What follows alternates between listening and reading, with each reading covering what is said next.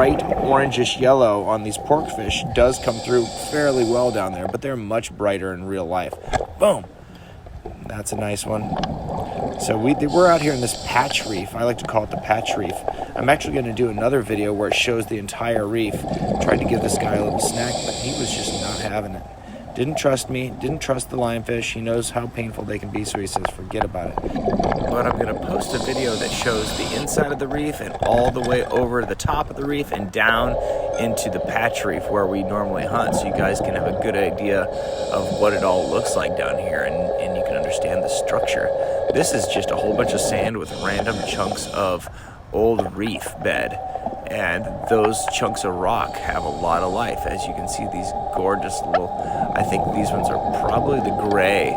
These are going to be gray angelfish. Do they look gray? No, they got the bright yellow, they got the blue on the bottom, but as they grow, they will either be a French angelfish or a gray angelfish, and the rounded tail is a good way to tell which one it's going to be, but I can't remember the round tails, gray or the French.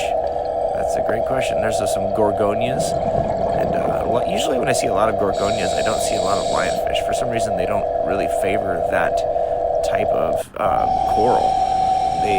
Occasionally they do, but it seems to be their least favorite area. There's another red grouper. Look at that big old tail. They're so pretty with all their little spots and their little mohawk. They got a groovy little mohawk. Look at, oh, there's one.